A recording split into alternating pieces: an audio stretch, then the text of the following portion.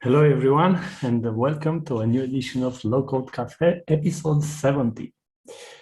Today, it's a special day in Romania. It's the National Day, so we'll have a low attendance from this part of the world, but everything else, our team in the US, in the UK, they are business as regular.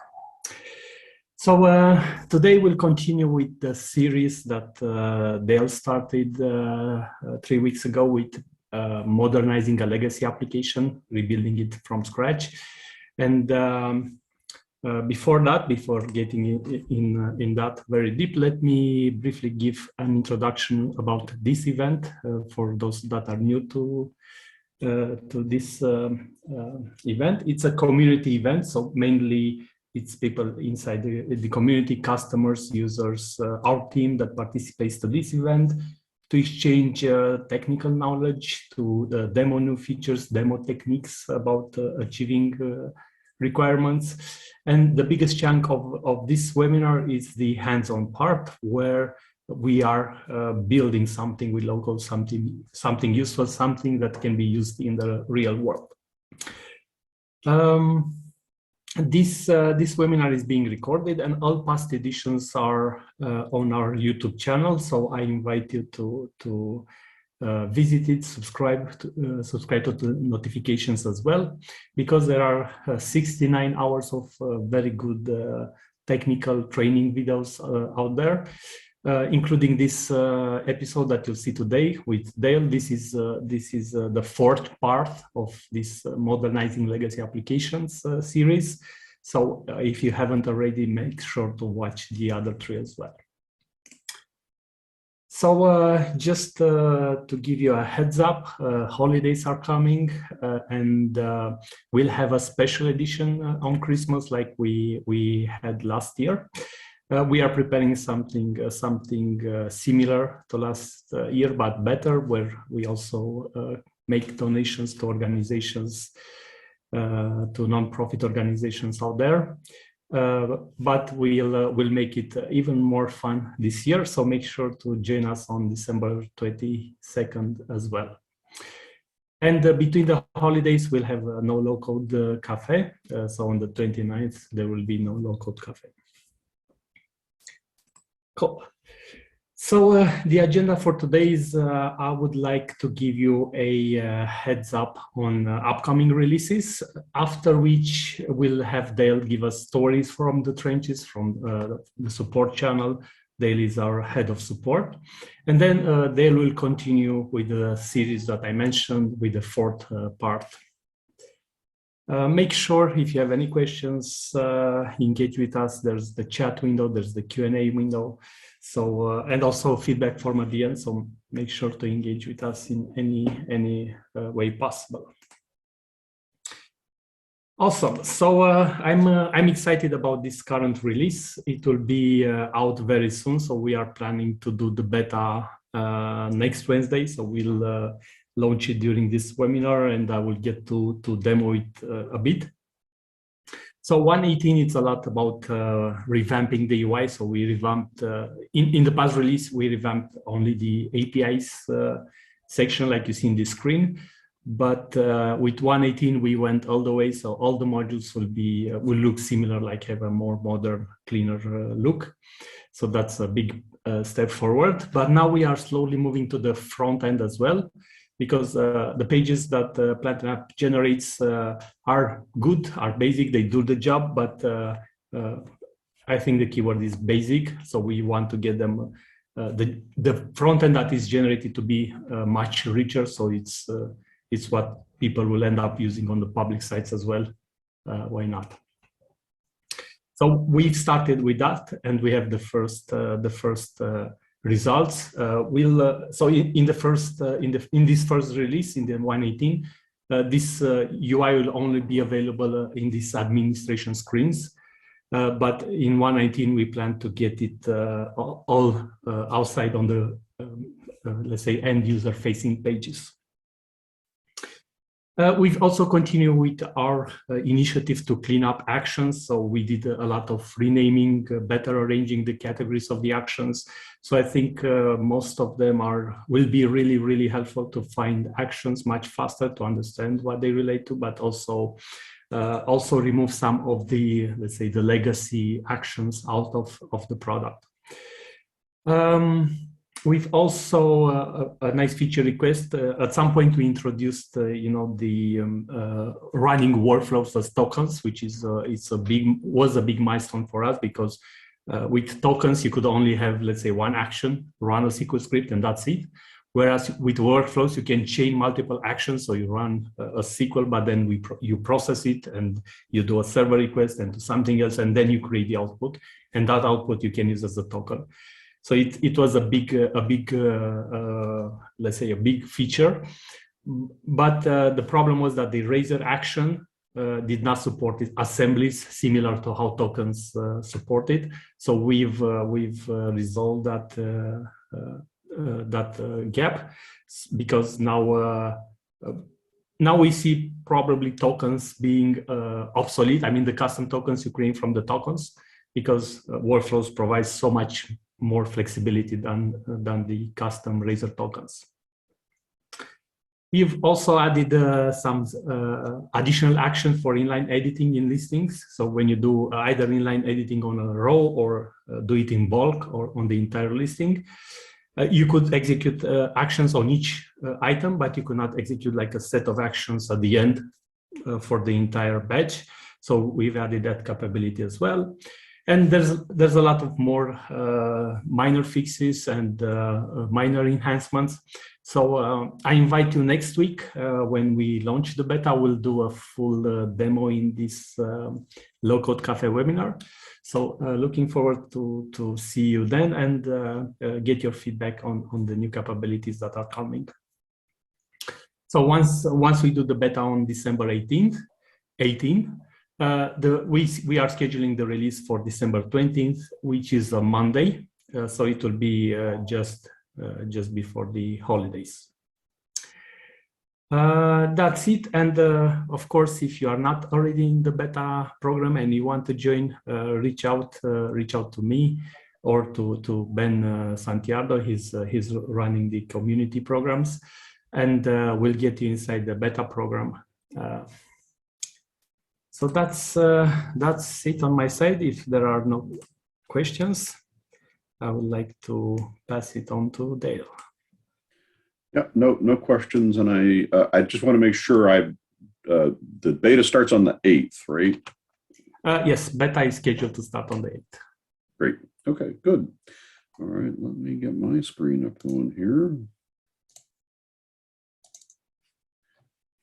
So let's see, in today's From the Trenches, a couple of things. First of all, as Bogdan mentioned, that we have the 69 hours of Low-Code Cafe content, and also now a bunch of hours of the Low-Code Campfire as well. So I just wanted to mention that searching that is possible. If you go to our YouTube channel, youtube.com/Plantanap, this search is your friend. You can search for topics, things that you're trying to get done, and it'll take you right to the video because we put a lot of chapters into the video. So that's just a quick tip on YouTube. The next thing that I wanted to mention from the trenches, not a lot of activity going on this week given the Thanksgiving holiday, but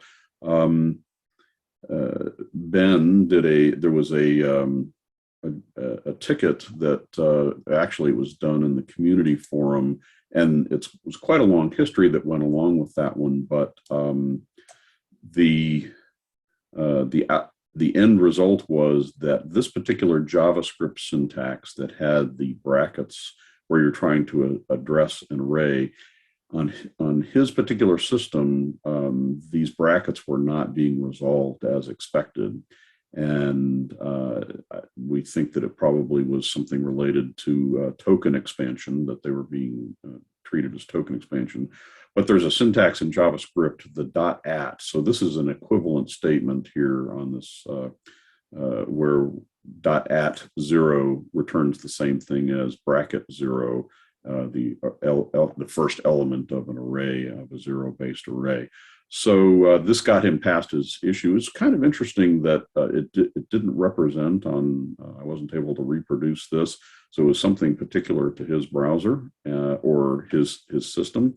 But if you run into that, just wanted you to be aware that there's alternate syntax if you're having problems with brackets.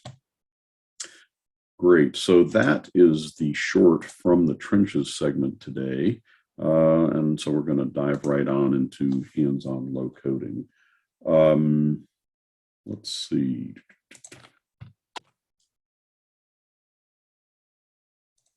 To remind you what we're doing, we are rebuilding a legacy application. In this case, it was a CRM system built a long time ago in early 2000s.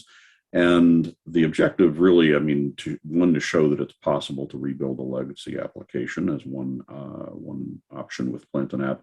But we wanted to use and demonstrate as many of the built-in low-code features that are available, just as a relatively quick summary of what you can do with Plantain App. So this was the application that we were rebuilding. So it was a contact information and it had notes and history detail. We're not rebuilding the entire application. It would be a huge undertaking to do that. But we showed in the past episodes how we can get the information into the database and stored and build much of the functionality very quickly. So in the first episode, we did the data and some contact forms and phone numbers. In the second session, we built some backend, the create, read, update, delete, where we did the activities and we turned on the search feature. We added some logic to display phone numbers as a token. In part 3, we did this. We started in on some front end, how to go about doing front end, some being able to copy the things that are created automatically and then start modifying them, adding some pages. We discussed testing on different kinds of devices, testing incognito and testing, for example, in mobile phone. So all good content. And then we built some new pages, the contact detail page, and linked to it and designed a contact detail form. Since last time, we didn't get to finish out the contact detail form. So since last time offline, I expanded that a little bit. And so we'll talk about that now. And I am... So this is the contact detail. We only had a couple of fields on the screen at the point where we left it last time, but I finished that out to show full name, account, the email, website, the phone numbers. And so from our CRM page, you can pick somebody and it will display their information. So it links over from the CRM page to the contact detail page using the contact ID of 1. That's the default contact. That is the ID that's generated in the contact entity, and we're linking based on that. So notice that that's contact ID 1. If I go back to CRM and go with our John Abbott, that's contact ID 3. And all that's appearing up in the URL. And when you're doing things by ID, it opens up the possibility that somebody could change your URL and go to a different spot, which is great. And perhaps if you're designing for an internal clientele, that's not a problem. But perhaps you want to obfuscate that a little bit. So today, one of the first topics I promised that we would deal with is one way to avoid the record ID in the contact URL when displaying a record. So what I wanted to take on was we're going to add a CID, a contact ID property to the entity, and we're going to have to assign that to for new records going forward. But also, since we already have some data in the system, we're going to have to use some kind of tool to assign the CID, this obfuscated ID. So we'll use the SQL Console for that, and then we're going to change the existing code to start using that CID instead of the ID. And then we're going to make a workflow and a token so that we can get the regular ID using the CID, because we're going to need that for data purposes. And then we'll change our contact detail to retrieve information using the CID. So it's a nice little project to kind of retrofit. Instead of using ID, we'll use CID. So let's see what that looks like. If we go into I've got the configuration going here, so I got both of them going on. And the first thing we're going to want to do is to add CID as a property. So we go into the entities, and in the contact entity, we have our properties. And so we've got full name, account, all these different things. We're going to add CID as a new property, and it's just going to be a text field. And we want to make that searchable. There's no real reason. This is going to be a random number, so there's no reason to make it sortable or filterable. But if you had a CID and you wanted to search for it, you could find it. So we'll make it searchable. And so we'll save that.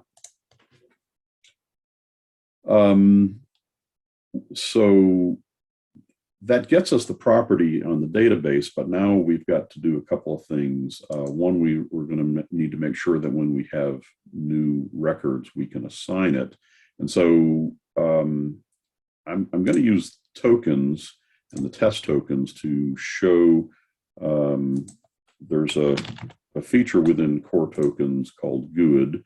And so GUID new, every time you evaluate that, it gives us a nice long virtually guaranteed to be unique ID. And so we're just going to use GUID new to get that, to assign that. And I'm going to evaluate it again. We get a different one every time. So this is going to be our obfuscated ID.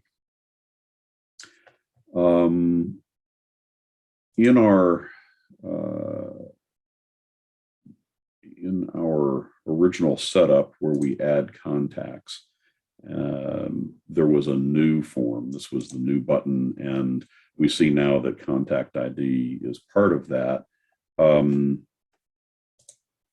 I'm just for ease of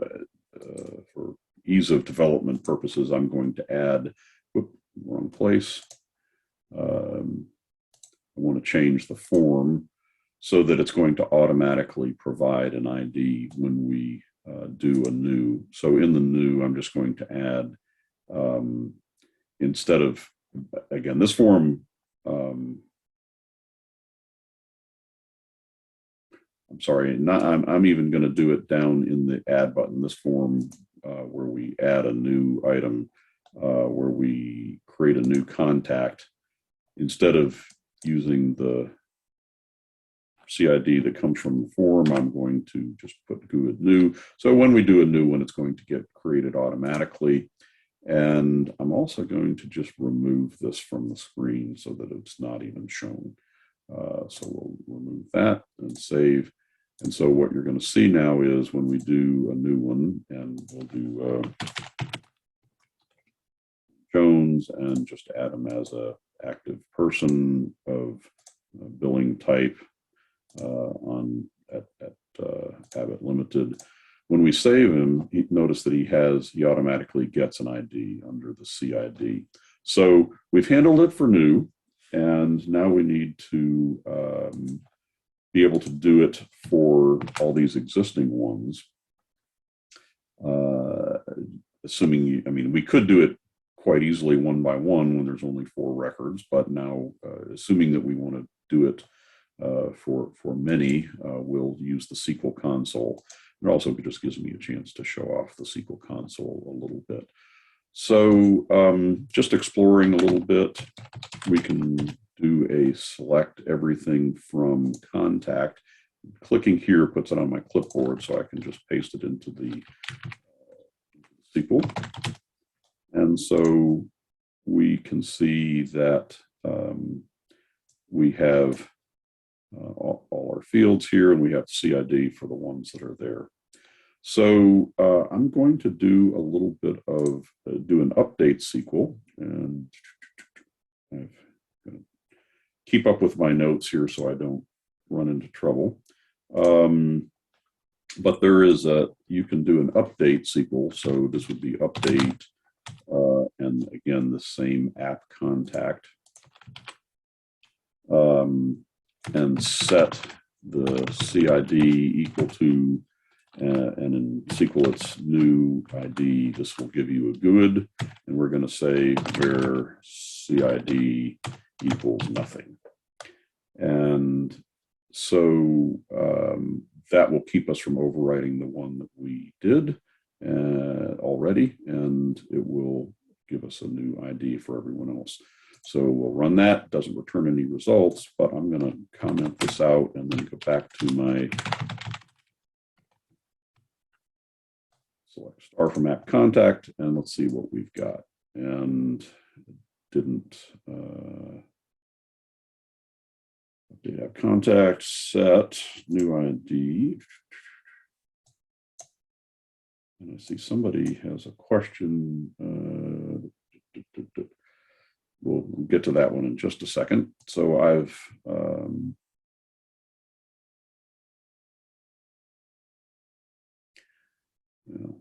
for interest of time, I'm just going to cheat and assign it to everybody. This is not working.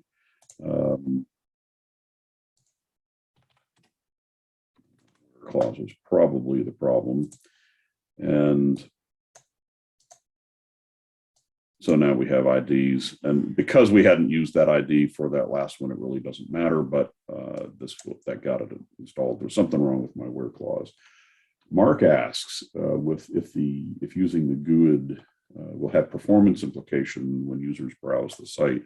So yeah, the ID is but the original ID is indexed. The GUID is not indexed by default. We probably, if from a tuning perspective, if you had a lot of data, we could make that become an index. So you could tune it behind the scenes in SQL, but it would have some performance implications. So if you're dealing with hundreds of thousands of records, you want to give some thought to that. So thank you for that. And then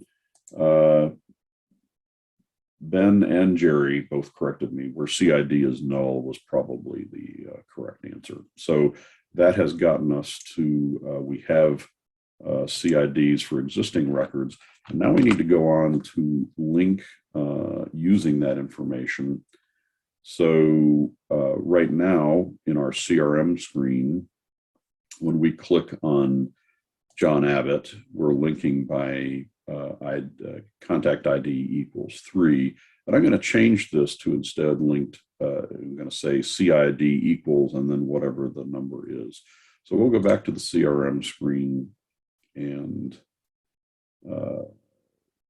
because this is not a Plantanet page, I don't have the nice, the app builder page, I don't have the nice access to it. So I'm going to use the manage grid, and in the full name where the link happens, this is the link that was provided. We're going to the portal URL, CRM contact details, so it's getting us to the right page. But instead of using contact ID, I'm going to say CID equals, and then use the CID field from the data. And just so long as you know what the name of what's being returned in that entity, you're able to use that field there.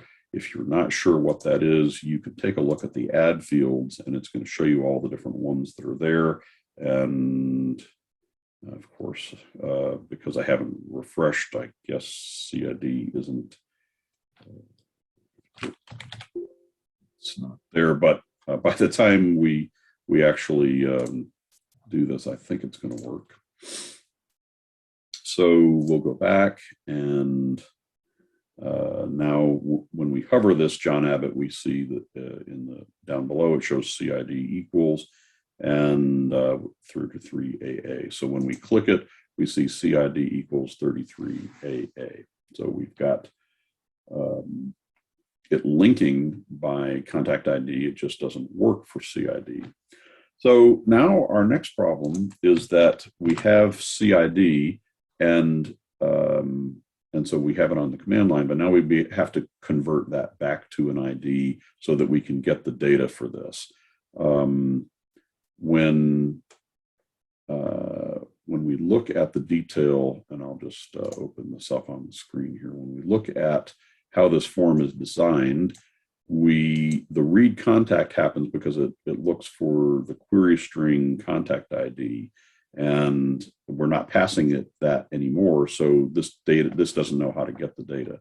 So the way that there's several ways to do this, but the way that I'm choosing to do this is that we'll make a workflow that converts from the CID that we have when we have it up here on the command line, CID. We'll convert this ID to a contact ID. So I'm going to put this on my clipboard just to have it for testing purposes. And so we're going to make a workflow, and the workflow that we're creating is going to be give me a second. I want to keep my naming consistent. We're going to create a workflow. It's going to be in our utility namespace. That's just a personal choice there. And the name that we're going to create is going to be get contact ID from CID. That's pretty descriptive, so I'm not going to give an additional description. On the input side, we're going to ask for a contact ID, which is just going to be a text field. And while I'm testing, I'm just going to, oh, no, on the input side, this needs to be CID. We're getting a CID, we're passing in a CID, we're going to pass out a contact ID. So while I'm testing, I'm going to provide that default value just so it's very easy to see if it's working. And then at the end, we'll make this required and remove the default value. So that's the parameter that we have. CID is on the inside. On the output side, we're going to output contact. So if this works, the contact ID will be output, and we'll have to provide a value for that. So let's say that we'll, within our workflow process, we'll create something called contact ID. I'm just going to anticipate that I'm going to create that. So I'll put it here now. So now it's the process. What's necessary to make that happen? And this is just going to be a simple SQL query. So we'll do a run SQL query action. And the query is going to be ID from app.contact, where the ID equals something. And instead of passing it by, I'm going to do it by a parameter. We always recommend that you create parameters and bind tokens to the parameters. So the parameter that I created was CID. The parameter value we want to pass in is the CID that comes from the input.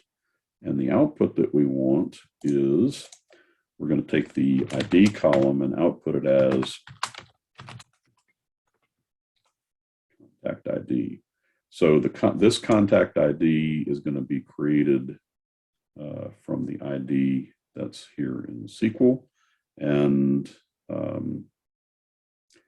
so let's test that out. We wire it to the output, to the end rather, and so that contact ID will then be output as the contact ID value. So let's test this out. We don't have to provide a value because it shows the default is here, and when it runs, it gives us the ID of 3. So this workflow successfully gives us the ID from a CID. So I'm going to get rid of this default value. We don't need it anymore. That was just for testing. Make it a required parameter, and we'll save this. The next thing, the next step is that within tokens, I have a utility section.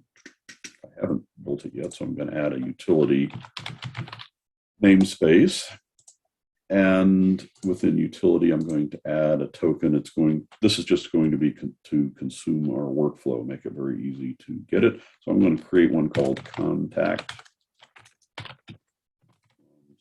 CID, and we could provide a nice description.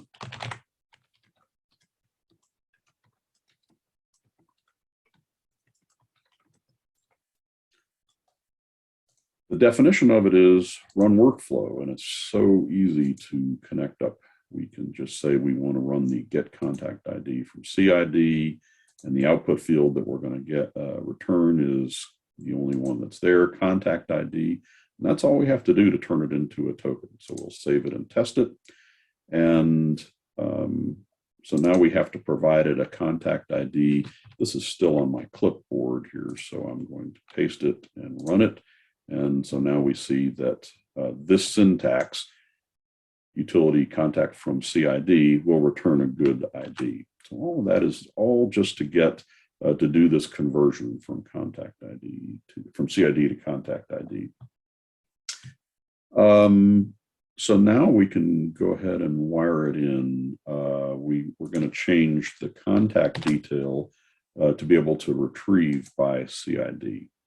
So we can go into this form, manage the form, and in that data retrieval, read contact, instead of pulling it from the query string, we can, we're still going to use query string, but instead we're going to get the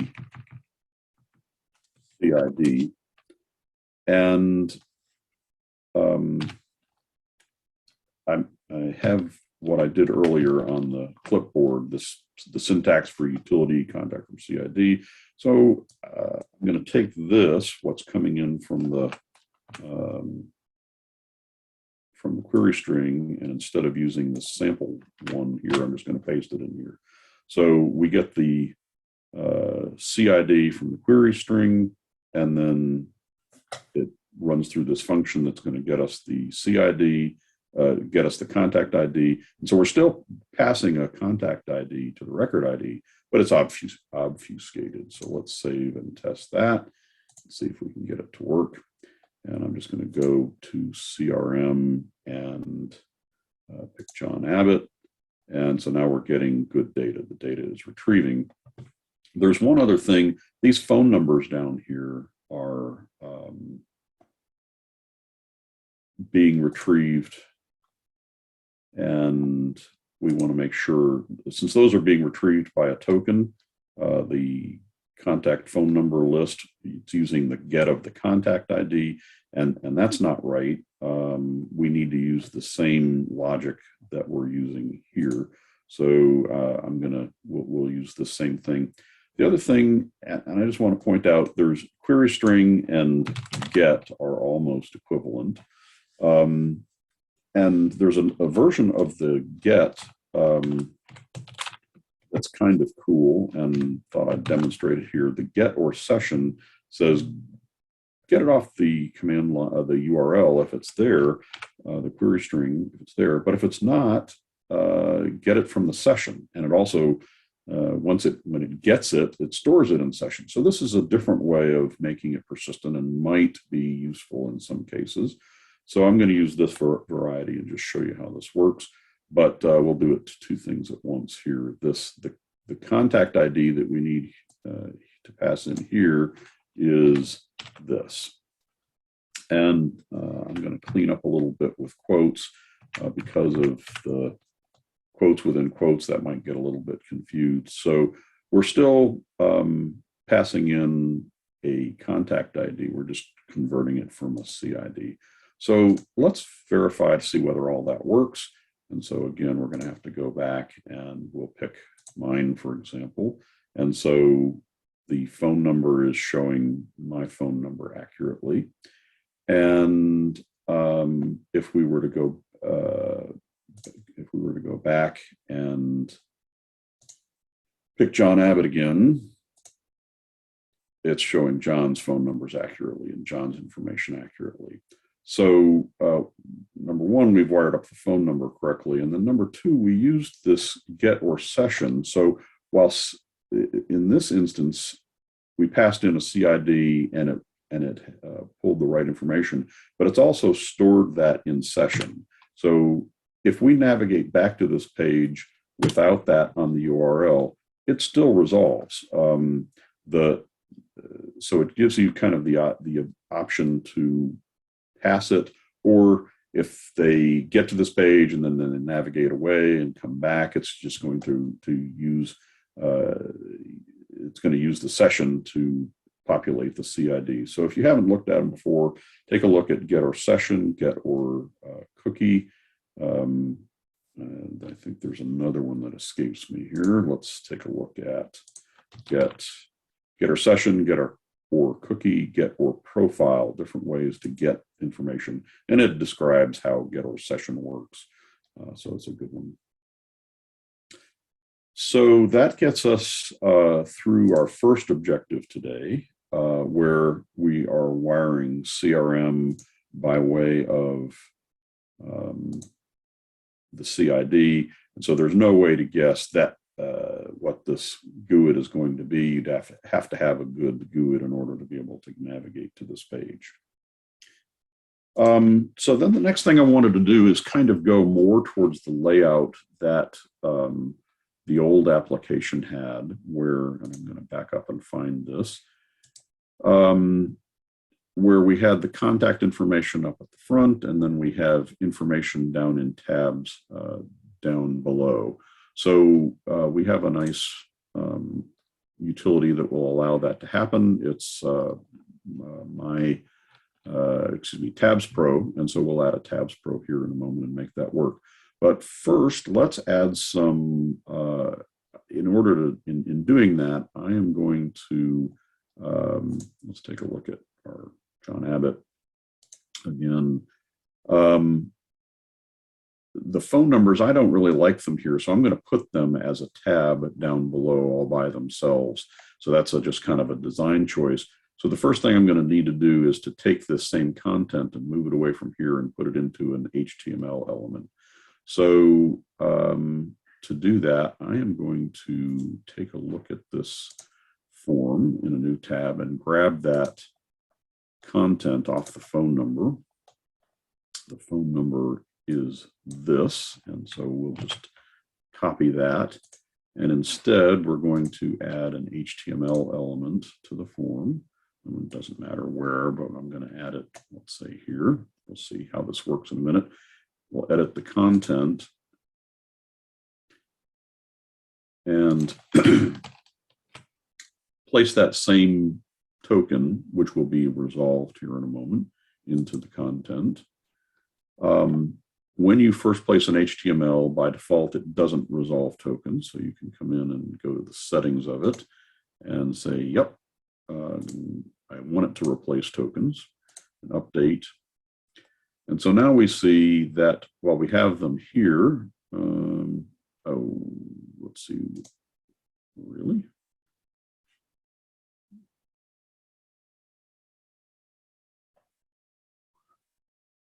You guys love it when things don't work for me. Let's try again. John Abbott. Okay, for some reason this isn't resolving. I'm going to edit this again, take a look at it. And I'm going to paste this in here again. Contact phone number. Save.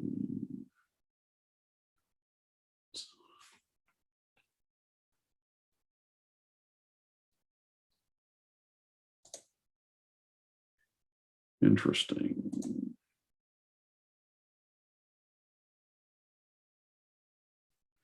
All right, you guys usually know the answer, so somebody help me out here. Contact phone number. All right, we'll start breaking it down.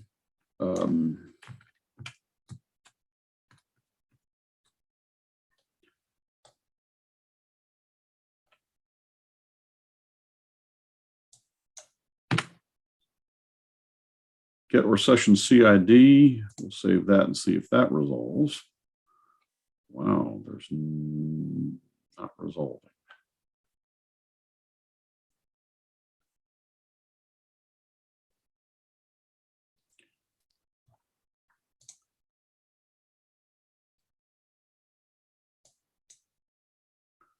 So we have CID. Interesting. This is not resolving.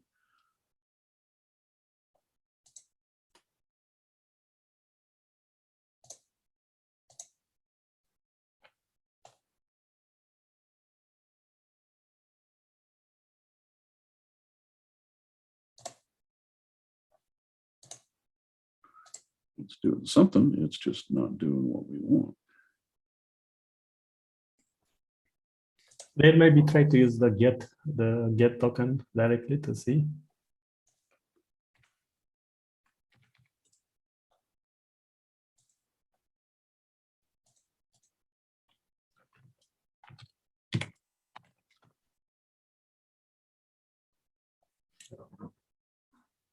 Okay, interesting. It's get or session has given me trouble. So tell you what, we will try not to get too bogged down into that. We'll use just the get version.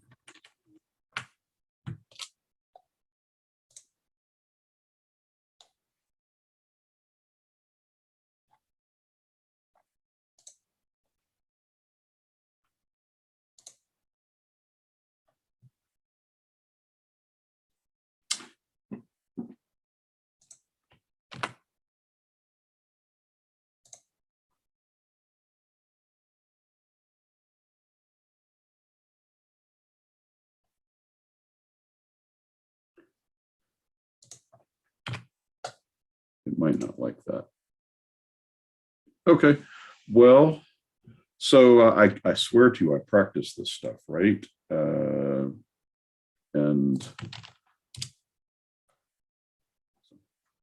now, okay, now it's working. So that equal sign construct, it didn't like that, at least in this context. And so I'll bet that was it. All right, let's try one more time here. I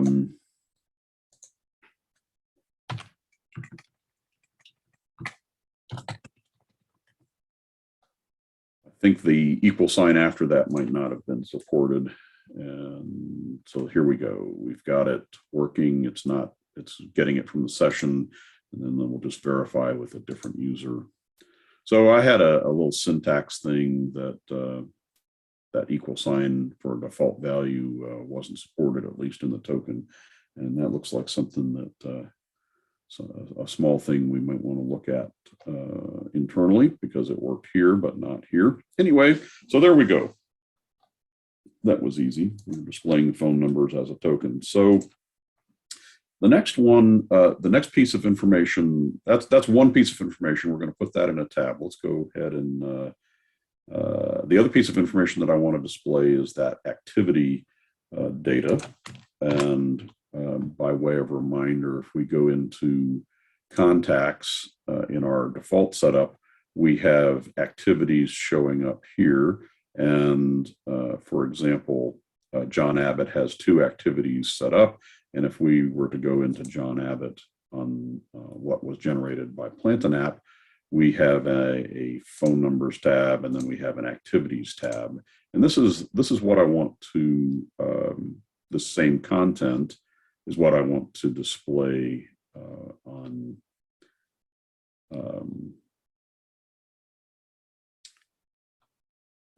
our front end version. And I wanted to see, we can take a look and see how this activities listing was generated, and notice that the data source for this is it's pulling the contact ID again from the top and pulling a value. So we could do this same grid. We could copy the same thing and then use that in our data.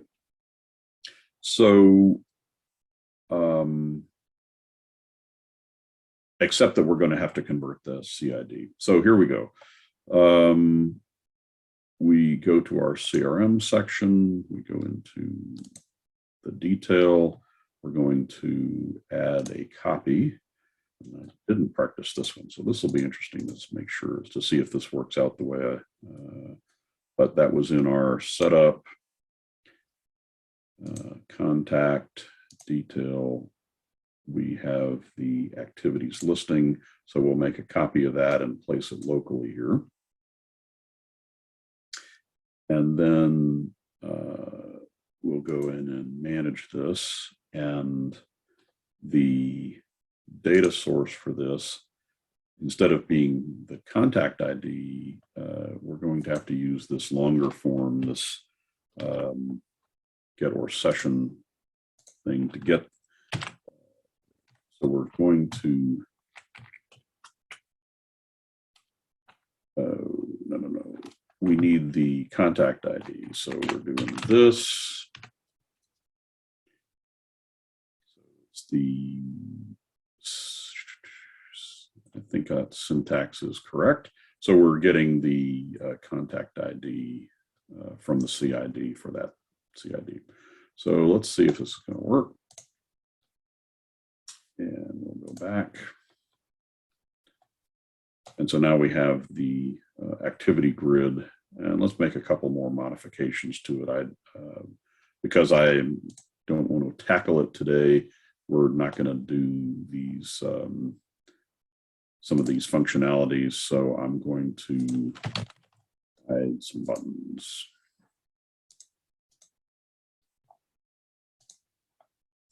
So just putting a condition of false will make them disappear.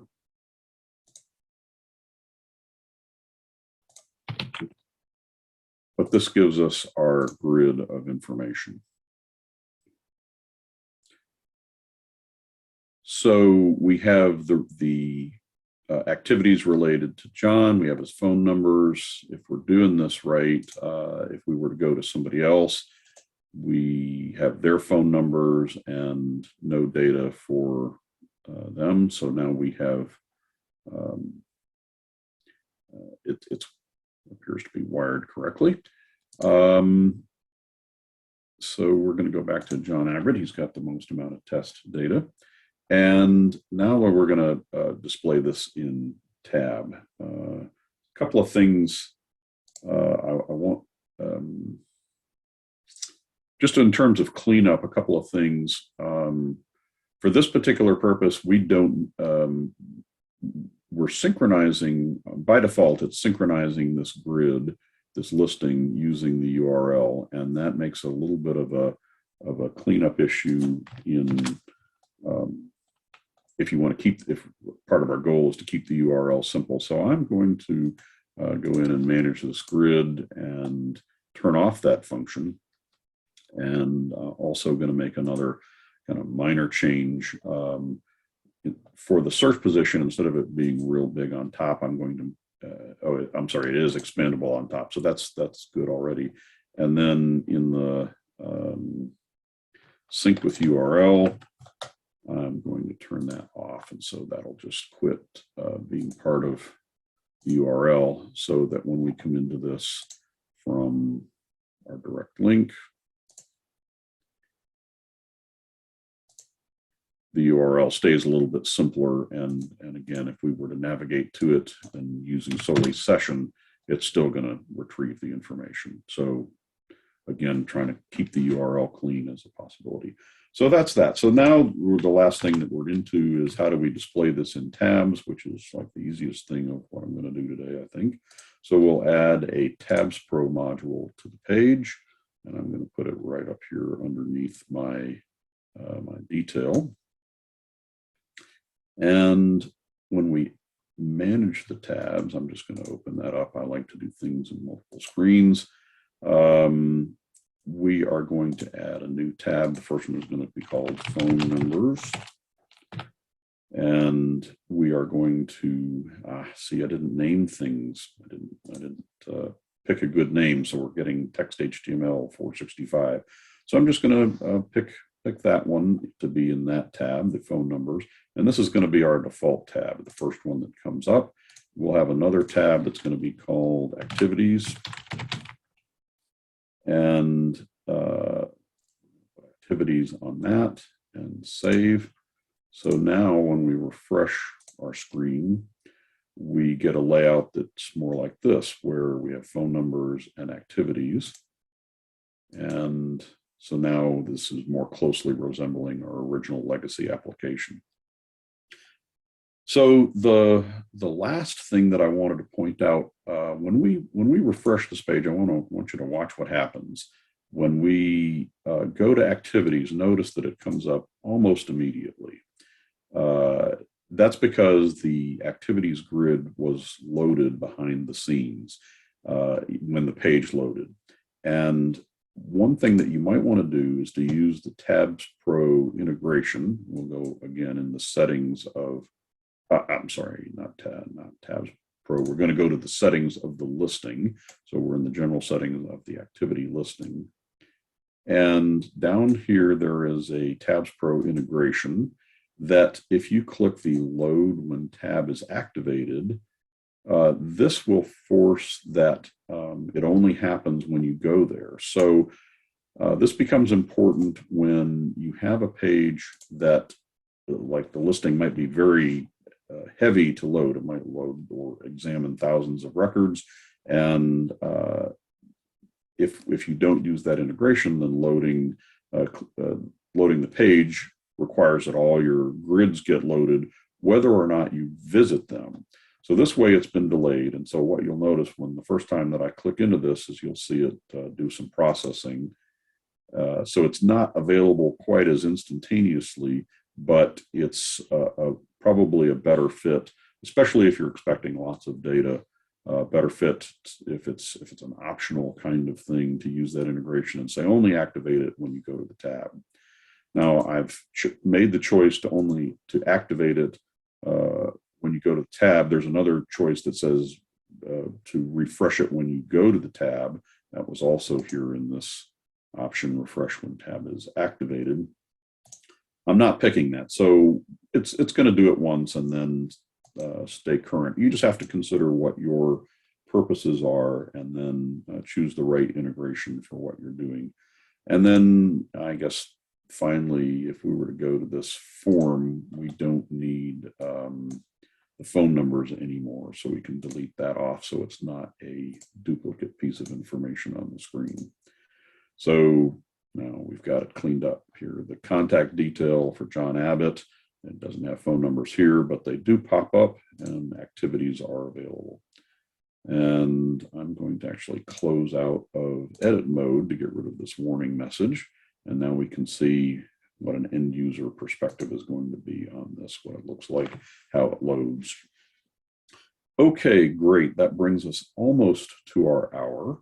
And I covered everything that I hope to. There's a little bit more that's available, but I think this is probably as far as we're going to go with the legacy application series. That's 4 episodes, and we touched a lot of content within the application.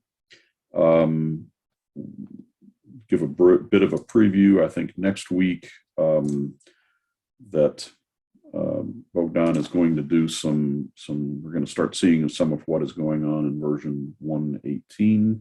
And so that'll be a big feature of what happens next week in the Low-Code Cafe. Thank you for your comments that it looks good. And I'm glad y'all came and joined us on this after Thanksgiving holiday. Bogdan, any final words to wrap us out here? That's it. Thanks everyone for being here. I like to see Dale getting in a bad spot, and I like to see people jumping in to help. So I think that's a very good collaborative way of doing hands-on webinars. So thanks everyone for getting involved, for participating, and I'll see you all next week.